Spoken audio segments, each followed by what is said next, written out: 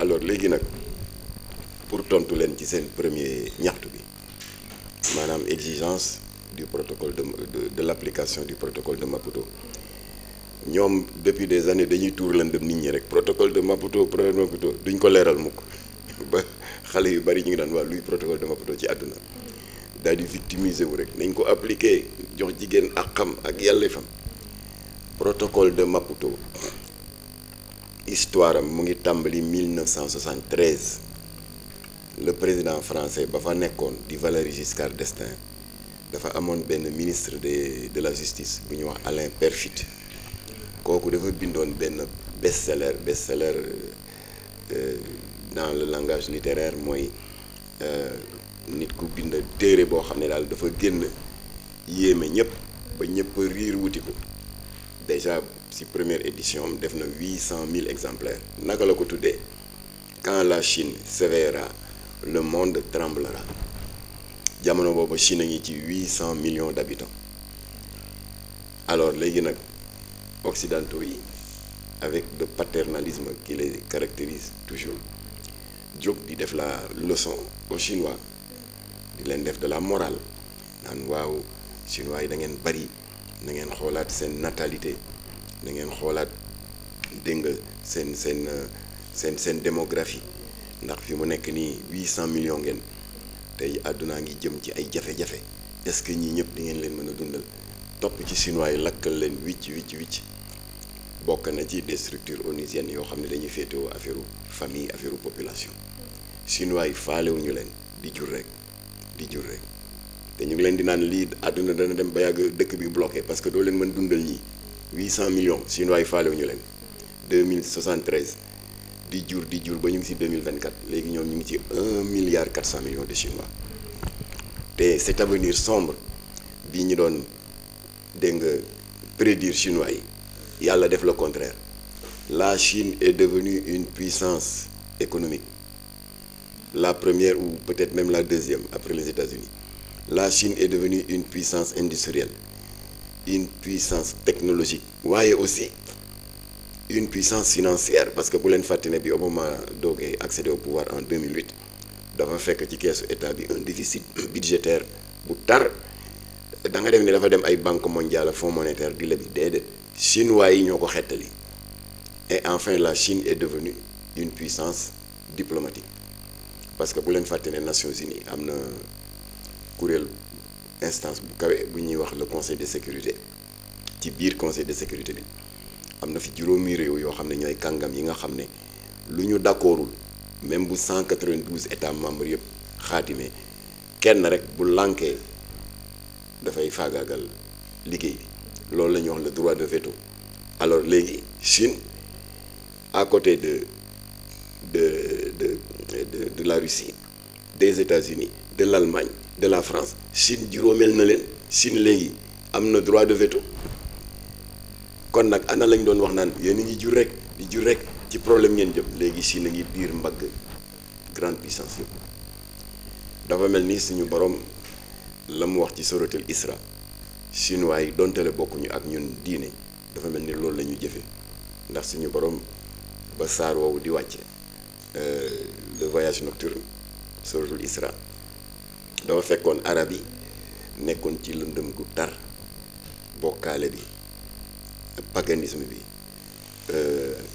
ba tax na ku taawloo doom bu góor gàcce la woon au niveau de certaines familles aristocratiques païennes moo tax nag la solution mooy nga bàyyi ba guddi rek nga raasaatu dem ba ca tefes ga rek gas ba mu xóot enterré ko vivante bon waxuñu nag nga am doom bu góor ba noppi amaat doom bu jigéen boobu moom y a pas de problème mais bu dee taawloo nga doom bu jigéen gàcce la woon avant l'islam di ñëw suñu borom nag ci suratul Isra ne bàyyi leen di faat seen doom yi ndax xëy na da ngeen di ragal ëllëg seen loxo di jot seen ginnaaw pour ngeen mën leen a dundal ni ma la dundalee yow miy bàyyam wala ndeyam ba nga day nii noonu naa leen mën a dundale alors kon nag Chine ba ñu doon wax naan si sànku ngeen jëm ndax da ngeen bari l'histoire a prouvé le contraire puissance économique technologique militaire industrielle et diplomatique ci ñiy dogal ci doxalinu àddina bi la Chine bokk léegi kon foofu prédiction sombre yi européens yi daan def par paternalisme par condescendance yàlla échoué loo na leen léegi nag ñun africains yi nous sommes dans la même position que la Chine 50 ans après avec nos 1,373 milliard d'habitants même position que Chine avec une population essentiellement jeune 40% face à une population occidentale vieillissante kon ñoom ñu ngi dégradé wu di wàññeeku ñun nag Afrique suñu population di gën di dynamique di gën di jeune dégg nga di envisager un avenir prometteur alors ñu jékki-jékki nag organisme yooyu lakkaloon chinois yi jógaat Afrique da ngeen bari na ngeen wàññi na ngeen planning na ngeen avorter et cetera mais comme que ay ay borom der yu weex lañu te xëy na bu ñu ñëwee fii di propagande loolu day fës dañuy jaar ci ay association féminine yi en l'occurrence am na yoo xam ne ñoom ñoo ko créé ces bailleurs là paternalistes et condescendants am na yoo xam ne dañu leen fekk ñu exister ba noppi ñu daal di ñëw lëkkaloo ak ñoom di leen jox un agenda ñu di ko wasaare fii ci Afrique bokk na ci planning familial bokk na ci affaire avortement et cetera surtout avortement alors loolu waral nag les bailleurs obscurs ak yenn lobby yi ils ont réussi un grand coup fexe ba africains yi xaatim la nga xam ne moom moo nekk seen agenda leur vision du monde parce que jàpp nañ ne monde bi dafa bari nit surtout africains yi alors ils ont réussi parce que fexe nañ ba 15 états daje à Maputo mooy capitalu Mozambique le 11 juillet 2003 daal di xaatim lu ñuy wax le protocole de Maputo kon foo dégg association féministe rek seen cheval de bataille bi gën a siiw protocole de Maputo nañ ko appliqué ma bëgg a leeral askan yi.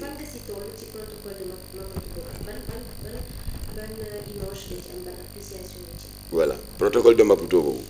du dara ab charte la internationale bu 15 pays africains seqoon le 11 juillet 2003 foofa sa Maputo mooy capitale bu Mozambique li ko tax a jóg nag affaire famille protection de la famille dégg nga ak di saytu les droits de la femme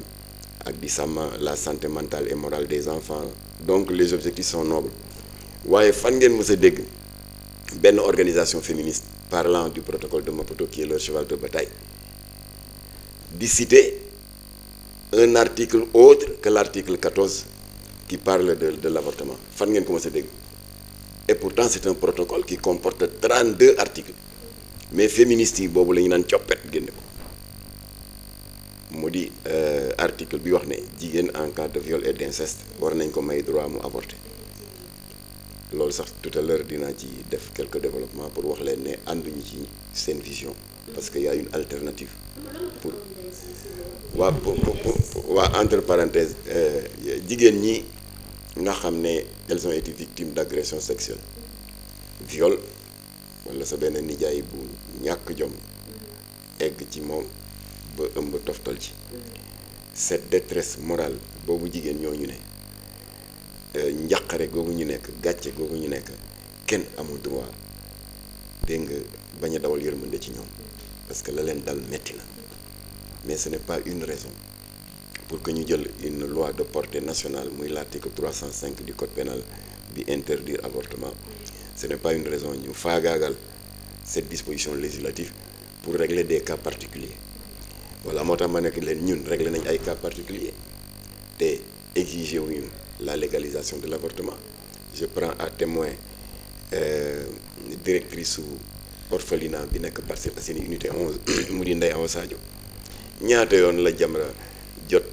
discrètement de la part de certains parents ay nouvelles comme quoi que seen doom dafa nekk ci tànku bëgg avorter ndax dafa ëmb bu jaarul yoon ñaata yoon waaye ñun chaque fois bu amee dañuy ànd ak suñu ay imam naxanteeg xale bi imam yi di ko indil ay aaya di ko indil ay addis di ko waar ba muy jooy ndeysaan ba xel mi dellu si ñu ne ko li la dal metti na mais c'est pas une raison ngay rey ki nekk sa biir ndax moomoo ko dafa am bakken comme yow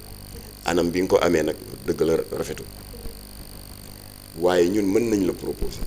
benn formule boo xam ne yow sa honneur dana sauver xale bi tam bakkanam sowe mu di on travaille avec des orphelinats yi bari na fi mais doo dégg organisation féministe yi di leen tudd ñun bi ñuy faral di collaborer mooy orphelinat Ndeew Sadio unité 11 Parcelles Assainies dañ tuddee ko orphelinat daaray Sëñ Saliou am na beneen orphelinat bu nekk Sicap Liberté te soxna Alaaji Rawane Mbaye yore ko ñu di ko wax la rescousse am na beneen orphelinat bu Labbe yor les sœurs franciscaines de la Médina am na yeneen ak yeneen yu nekk Mbour am na léegi Kaolack Ziguinchor mais doo dégg féminicide di ko tudd ñoom rey doom rek alors ñu daal di ko encadré Ndeye Awa Sadio jàppale ñu ci fekk ëmb bi feeñagul woon fësagul woon koñ bi kenn yëgul alors yàlla dimbali ko ndaw si accepté ñu ne ko nag dañu bëgg nga dalal sa xel orphelinat bi duñ la laaj carte d'identité duñ la laaj duñ la laaj nga cotiser ci ay céréales couche de bébé biberon yow daal toogal fii ñu toppatoo la encadré médicalement et tout ba nga mucc nga rocceeku dans l'anonymat comme ci été venu te nga bàyyi xale bi ak bakkanam alors def nañ ko budul benn yoon du ñaar yoon ba léegi sax am na fa xale boo xam ne dem na ba dëgër bañ ko ngéntee ci orphelinat bi ñu ngi ko tuddee bébé Imam Massamba Diop c'est-à-dire du nom du président exécutif de Jamra alors xale yooyu nag yàlla dafa dogal Sénégal dafa am benn structure qui dépend du ministère de la justice ñu di ko wax l'AEMO l'AEMO c'est action éducative en milieu ouvert qui dépend du ministère de la justice AEMO day liggéey avec les orphelinats parce que léeg-léeg nga gis couple boo xam ne yàlla wërsëgalu leen doom ñi say 10 ans 15 ans amuñu doom bëgg am doom bu ñu adopté n'est-ce pas parce que y a l'instinct maternel féminin qui fait que vraiment doom moom jigéen ci boppam daf ko bëgg ci xolam waaye nga say 10 ans 15 ans amuloo metti na alors su boobaa ñoom dañuy bind demande d'adoption jébbal ko ministre de la justice jébbal ko AEMO daal di contacter orphelinat yi ne leen ndax am ngeen fi xale yi seen yaay abandonné et tout ça ñu daal di ne waa na couple bi ñëw tànn couple bi booy ñëwee ñu ne la da nga bëgg a liir bu tooy xepp wala xale bu dëgër am 8 mois 9 mois mu ne non 3 mois baax na nga tànn alors nag ñu daal di defar affaire bi jël dossier bi jox ko ministre de la justice def enquête de moralité ba xam ñi leen di jox ndax ay nit yu wóor lañu pour vérifier ndax duñu ay pédophile wala daal bu dee vraiment seen casier judiciaire wane ne ne amul benn tâche ñu jox la xale bi nga jël ko ngénte ko utal ko tur utal ko sant bu ko defee xale bi nag daal di retrouver la chaleur de l'amour maternel bakkanam sowe yaayam njëkk a jur nag xamatu ko kooku dem na dans l'anonymat son honneur est sauf parce que kenn xamul ne nijaayam a ko ëmbal xale bi tamit bakkanam sowe na alternative boobu la ñu proposé féministes yi ñu lànk ñoom nee nañ daal avorter rek rey rek alors protocole de Maputo bi nag moo leen ci encouragé te article 14 bi moo ko biral qui autorise l'avortement en cas de viol et d'inceste seen yoon nekkul ci solution yi Jamra joxe waaye il faut leur poser la question bés boo leen toogee ak ñoom da ngeen leen ne pourquoi protocole bi am 32 articles qui est censé protéger la femme la famille et l'enfant lu tax bii rek ngeen di langaamu la raison est très simple mooy articles yi yëpp dans leur écrasante majorité dafa safaanoo ak suñuy valeur safaanoo ak suñuy gëm-gëm safaanoo ak suñuy diine benn rek laa ci cité comme exemple l'alinéa 3 de l'article 6 lan la wax dafa ne les États signataires de ce protocole sont invités à encourager la monogamie comme étant la meilleure formule du mariage ku ko ñemee appliqué fii waaw léegi nag ku ko fi jéem a appliqué coow lu rëy rëy dana la topp nga ne léegi daal Sénégal monogamie rek la reconnaître ay ñaari jabar reconnaître luñ ko ñetti jabar comme en France alors donc yu mel noonu moo tax pour éviter de heurter les populations moo tax ñoom ñuy def plan di coppati article 14 rek alors kon nag si gàttal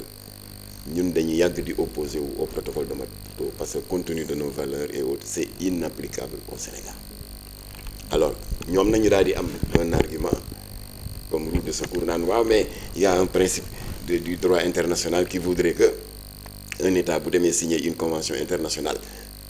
c'est fini convention wu mooy dominer la législation intérieure ma neen waaw d'accord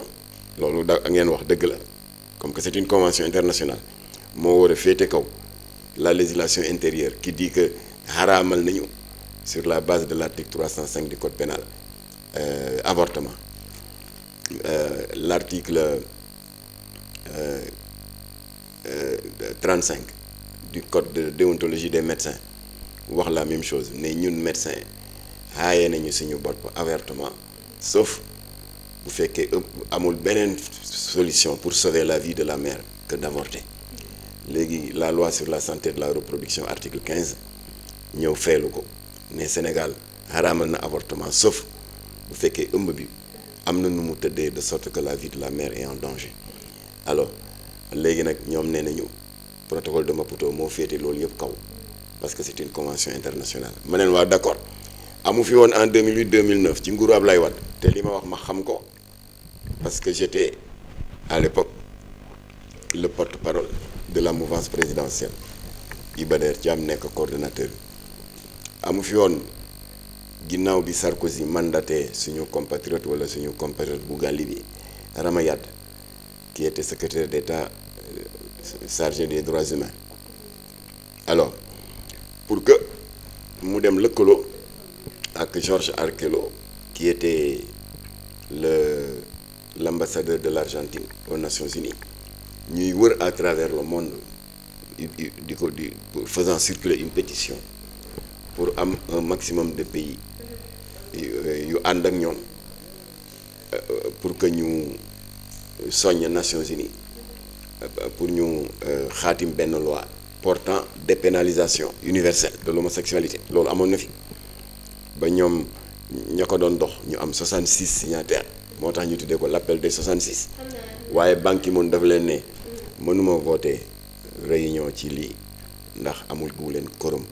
192 états ñoo nekk Nations Unies pour avoir le quorum il faut 96 plus 1 yéen 66 ngeen am kon il manque 30 alors waxoon nañu ne am na benn ministre Sénégal bu demoon bokk ci loolu xam nga loolu c'est une convention internationale weddi nañ ko demuñu waaye convention internationale la est-ce que 2009 ba léegi gis nga benn chef d'État appliqué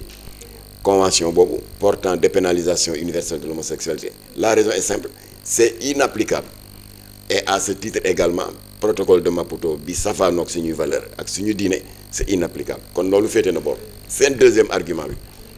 waaye ñu ngi dénoncer la culture du viol mais Sénégalais yëpp xam nañu ne bi Jamra wàccee ci langue politique bi ba am siège Assemblée nationale Abdou Latif Gueye teewal ñu fa ba muy doog a dugg dafa joxoon au président de l'Assemblée nationale Macky Sall à l'époque lu ñuy wax les 20 mesures d'urgence de Jamra ñu daal di jël des points saillants de nos revendications. Il y avait le problème de la subvention pour les écoles coraniques, l'introduction de l'enseignement religieux dans les écoles, etc. waaye ñetti ponk yu jëkk ya il y avait la criminalisation du trafic de drogue yàlla dimbali nañu ba ñu am ci ndam député de l'opposition et de la majorité def bloc autour du député de Jamra ñu voté la loi 2007-31 qui criminalise désormais yamba local bi, le cannabis qui vient du Mali, l'opito bi jóge Nigeria, brown bi jóge Ghana ak cocaïne bi jóge Amérique latine léegi dootul ay 6 mois ki 1 an 10 ans le minimum assorti d'une amende qui fait le triple de la valeur de la drogue saisie. Loo tax sax d'ailleurs benn activiste clochard bu nekk ci banlieue bi lakkal Jamra wicc ba ñu criminaliser yàmbaam criminaliser cocaïne am mu def ñu noonu ma ne ko nag mënoo ci dara ndax lii ngay wër ci réseaux sociaux yi di xiirtal xale yi ci yàmba di ko soofantal pour wan leen ne aayul dem bax ci sa réewande nga ne xalifa général sàngam daf koy jëfee xale yi yeewu nañu xam nañu leen léegi yàmba mooy kan na soloo xale yi di yokk insécurité bi parce que ku àndul ak sa sago doo xam loo moom ak loo moomul di tas yi di déstabiliser l'économie nationale à cause du recyclage de l'argent sale loolu ñëpp yeewu nañ ci kon nag sa propagande malsaine bi ngay def ci yamba en t'attaquant à Jamra qui a criminalisé ton yamba et ta cocaïne propagande boobu c'est voué à l'échec malgré ce vocabulaire insipide bi nga koy entouré ay lapato la ngeen ay lapaton la mafia politico maya bu ci jayu muus mënoo ci dara voilà kon 10 ans le minimum assorti d'une amende qui fait le triple de la valeur de la chose. Alors suñu deuxième point moo doon la criminalisation du viol.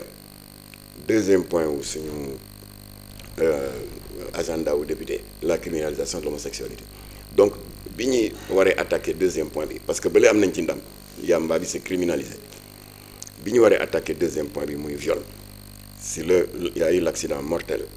du président exécutif de Jamra le 6 avril 2008 moo tax jotul a egg sa mission parlementaire ñun ñu jël le relais sur le terrain de la société civile mais en même temps ñu constaté ne que nos sœurs des mouvements féministes avaient la même préoccupation bureau exécutif Jamra daal di réunir daal ne bon comme que ñun li ñuy wax ci wàllu viol ak suñu jigéen ñi nekk ci organisation féminine yi benn la parce que les peines étaient trop légères da ngay gis violeur bu def njombeem ba noppi au bout de 6 mois mu génn kaso ànd ak ñàkk jom gu day ni di jaar ca koñ ba nga xam ne fa la famille victime bi dëkk mel ni ku leen di kokkali kon criminalisation bi réglé na ko léegi 10 ans le minimum parce que c'est un crime jàpp nit ki traumatiser ko physiquement émotionnellement psychologiquement yàq addunaam kooku dañ ko war a considérer comme un criminel donc criminaliser nañ ko ndax li ko waral Jamra dafa xam ne que au lieu ñu mel ni ñuy wujjee jigéen ñi nañu boole suñu revendication ak seen bos ñu def benn dank di yëkkatindoo di tegandoo loolu la waral nag on ne compte pas le nombre de fois li Jamra ànd ak suñu sœuru féministes yi manifester fii ci place de l'Obélisque ay yoon les vidéos sont là su boo demee suñu page Facebook vous serez servi ci ay sitting yoo xam ne def nañ ko ak suñu sœurs yi foofu ca place Obélisque alors xam naa après bu fekkee da ngeen di diffuser en différé dinaa leen ko jox mu ngi nii maa sol tenue rappeur bi ak casquette bi yii yëpp Jamra la main dans la main avec les féministes ñu waaw dama bëgg seede laa bëgg rek mu ngi nii photo yaa ngi nii place Obélisque Jamra et mouvement féministe yi Jamra et AJS association des juristes sénégalais on n'avait qu'un seul mot à la bouche augmenter les sanctions pénales contre cette abomination là qui est le viol. Alors léegi nag président Macky Sall daal di réagir daal di ne boo leen fi nekkee di ko jaarale par la procédure classique de proposition de loi portée par un député mu war a jaar bureau assemblée jóge fa assemblée jébbal dossier bi à la commission des lois commission des lois examiner ko dégg nga ba pare jébbal ko plénière ça risque d'être long kon man li ma leen di proposer en tant que chef de l'État bàyyi leen état bi jël ko en charge ànd naa ak yéen Jamra ànd naa ak yéen mouvement féministe yi alors Macky Sall jël ko en charge daal di ko jox conseil des ministres le 27 novembre 2019 conseil des ministres approuvé ko jébbal ko assemblée voté na ko c'est la loi 2020-05 du 10 janvier 2020 qui criminalise le viol et la pédophilie loolu léegi dootul ay 6 mois ki 1 an 10 ans le minimum est assorti d'une possibilité de réclusion criminelle à perpétuité bu fekkee bakkanu ndaw si daf ci des et c'était le cas ndaw saan yàlla na yàlla beesal yërmandeem ci moom la brave Binta Camara violeur bi song ko ëpp ko doole la waa ji bëggoon amu ko waaye terewul ndaw si xeex na ba bàyyi ci bakkanam waa jooja nag il a été jugé par cette loi 2020-05 et on lui a infligé une réclusion criminelle à perpétuité alors kon loolu aussi c'est réglé kon les féministes enfoncent une porte déjà ouverte. donc lan moo leen motiver ak lan moo nekk derrière. Voilà kon nag encore une fois protocole de Maputo c'est inapplicable et vous le savez affaire u viol bi wax ju yàqu la parce que c'est déjà réglé c'est criminalisé kon li leen yëngal waxu leen nit ñi ñun di leen ko wax nit ñi y a un agenda caché yéen da ngeen di toppandoo seeni naataangoo ya nekk France mu di le mouvement Femen et qui a étendu ses tentacules un peu partout en Europe ñu nga Espagne ñu nga Italie ñu nga Belgique ñu nga Allemagne mu di ay jigéen ñoo xam ne dañuy développer une culture anti masculine presque di xiirtal jigéen ñi pour ñu am la haine des hommes naan waaw jigéen dañuy subir la tyrannie des hommes, tous les textes législatifs leur sont favorables, dañu war a taxaw xeex ko. C'est ça leur philosophie. Et ça n'étant personne, ça ne surprend personne. Dëgg la ci mouvement yooyu y a des femmes très nobles yoo xam ne ñu ngi défendre des idées très appréciables pour protection des droits de la femme, lutter contre la violence conjugale. Mais am na ci une écrasante majorité de féministes extrémistes et jusqu'au boutistes ñoom ñoo nekk à l'origine de tous les problèmes yi ngeen di dégg que féministes yi créé nañ ko France, à commencer par leur nouvelle forme de lutte. Nee nañ daal revendication jaarale ko ci ay banderoles, pancartes, c'est démodé. ñu ne pour choquer l'opinion nous avons opté pour la revendication consistant à être toute nue. ba pare la ñuy bind ci banderole yi la ñuy bind ko ci ay banderole dañ koy bind ci suñu yaram ak suñu digg ginnaaw. kon loolu ce n'est un secret pour personne. jox naa sax ay vidéo au procureur et on va y arriver tout à l'heure bu ñuy waxi plainte bi pour wan ko ne ñii lañ fi bëgg a indi. Et c'est inadmissible si dëkk bi nga xam ne les Sénégalais dans leur écrasante majorité les Sénégalaises lu ñu leen xamee mooy dañuy taraxlaayoo jikko yu rafet yi fi mag ñu baax ñi bàyyi di teggin yiw te femme sénégalaise sax dafa am pudeur dans leur écrasante majorité. Femme sénégalaise dafay fiiree boppam ba lu yiw rek lay sol. Bien sûr il y a des exceptions mais dans leur majorité kon loolu ñuy def c'est une insulte aux femmes sénégalaises. Parce que jóg ne yaa ngi def sitting te ñoom seen prospectus bi waxal nañ ko seen bopp kenn jëwu leen ñoo ne na ngeen ñëw toute nue ba pare def si entre parenthèses taatu neen. kon nag jigéen buy toroxal jigéen yaa ngi tooñ sa yeneen moroomu jigéen yi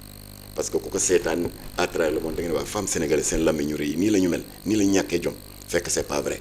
yéen yéen a mel noonu waaye ñi mel ñu ko. kon nag nous avons démontré à l'État que femmes sa yooyu du ñu ay royukaay. Parce que roy aayul Senghor daan na ko wax nee na il y a rien de mal à cueillir dans le patrimoine culturel d'une autre société les valeurs positives mais nee na y a un préalable ñu ne ko lan mu ne enracinons-nous d'abord dans nos propres valeurs de civilisation et ouvrons-nous ensuite aux apports fécondants du monde extérieur. Féministes yi nag contraire bi la ñuy def. dañu xeeb la ñu doon xeeb seen cosaan xeeb seen bopp sànni fële ndono lu rafet li fi Maam Jaara Buso bàyyi wayjur bu tedd bu Cheikh Ahmadou Bamba sànni fële soxna Fatou Wade Wele jikko yu rafet yu mu fi bàyyi wayjur bu tedd bu Seydi Hadji Malick sànni fële ci àll ba soxna Coumba Ndoye wayjur bu tedd bu Seydina Limamou ainsi de suite daal di dem nag di toppandoo ay philosophe ay théoriciennes du féminisme en France et te koo ci xool ci leaderu féminisme européen yi koo ci xool laa et vous avez l'opportunité d'entrer dans YouTube et de les examiner li ci ëpp c'est des célibataires endurcis te am na ci sax ay lesbiennes qui ne s'en cachent pas parce que xam nga fii la nit ñi di nëbbatu kii góor jigéen la waaye mu ngay nëbbatu mais en Europe c'est pas grave comme ni ko Bertrand Delanoë l'ex-maire de Paris defoon dans une chaîne de télévision aayaluñ ko nga toog ay ak loo nekk kilifa c'est ce que Bertrand Delanoë avait fait moom la ñuy tuddee le coming out daa dina waaw sama far diw la mu ngi nii toog te kilifa la kat c'est le maire de Paris di góor mais man boroom ñaari tur la diw mooy sama far. Alors kon mouvement féministe féminin sa boobu am na des célibataires endurcis qui se sont révélés ensuite être des lesbiennes ñooñu duñu royukaay. Alors kon nag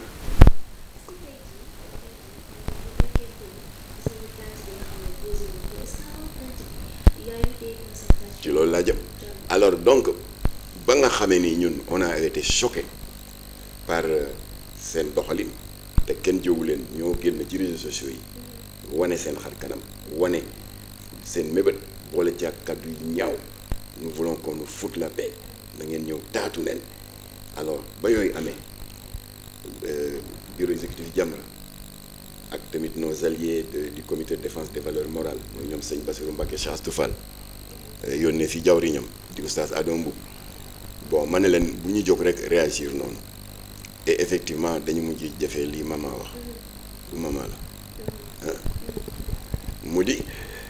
dama leen woo am na ci ñett ñu ma woo ma ne leen yéen day vraiment suñu ay partenaires ngeen de très longue date ñoo ànd a xeex ba état bi reculer daal di criminaliser le viol man leen yéen waa AJS ànd nañu xeex ba ñi jàppoon la jeune fille dans l'allée commerçante de Mermoz Sacré-Cœur ay commerçant jàpp ko fitnaal ko parce que dañ ko accusé ne dafa doon def di vol à l'étalage sàcc ay soutien ki ay slip ak ay dessous ay ñàkk fayda ñu jàpp ko yeew ko comme reykati nit si te déjà jigéen par définition dafa néew doole kon boo ko jàppee yeew ko déjà gën nga ko néewal doole lu ci war a tegu lu dul dugal ko ci oto yóbbu ko police wala gendarmerie mais defuñu loolu dañ ko ñoddi jusque derrière l'arrière boutique simmi oo bi filmer ko jàllale ko ci réseaux sociaux yi pour toroxal ko mais jamono booba ñun Jamra ak waa AJS ñoo àndoon xeex ko Seydi Gassama am ni si ñëw ñetteel ñu déposer plainte procureur baral loxoom en 48 heures ñu jàpp leen juge leen tëj leen kon duñ seen i noonu seen i partenaire lañu loolu kenn weranteetu ko waaye lu ñu nekk partenaire la réalité mooy on ne peut pas être d'accord sur tout kon alors ma ne kon nag li tax ma woo leen woo naa ñett ci ñoom mooy dañu bëgg ñu jëfee li l'islam wax parce que ñun les gens l'oublient souvent nous sommes une organisation islamique suñu borom dafa ne sa mbokku jullit wala sa compatriote même boo leen bokkul diine bu ñëwee ci penc mi tarxiis l'islam rafetluwul nga jóg ne bërit dem xawi suturaam jàmmarloo moom l'islam bëggul loolu l'islam dafa bëgg d'abord nga jëfee baat boobu suñu borom wax wa amruhum shura baynahum shura moom la tubaab di wax concertation wolof di ko wax diisoo waaw ma ne ko moo tax ma woo leen ñu waxtaan bàyyi leen seen marche bi ngeen bëgg def di ngeen toroxal seen bopp toroxal jigéen ci boppam image yu jigéen sénégalaise parce que day génn dans le monde entier bëgguñu jóg rek dem ak yéen ci justice wax a wax pendant 15 minutes 20 minutes waaye elles sont restées fermes waaye yemuñu ca dañuy dem ci seen page Facebook je ne citerai pas de nom parce que boo leen demee ngeen gis ko di dëggal seen bopp wane seen photo ne dinañ ko def parce que la culture du viol mooy li ma la wax rek boo demee sax elles sont sous-informées parce que le viol a déjà été criminalisé te kenn mënul am une sanction au-dessus de la criminalisation amul dans le droit pénal sénégalais alors maintenant kon ñu lànk ba ñu lànkee j'ai annoncé dans ma page Facebook que sama jaan wàcc na waxtaan nañu ak ñoom lànk nañu mais comme que ñoom moomuñu nit ñi te dëkk bi dafa am ay loi notamment ci code pénal ñun ñu sukkandiku ci loi yooyu daal di defar plainte mu di l'article 318 sur l'attentat à la pudeur et l'article 324 sur l'outrage public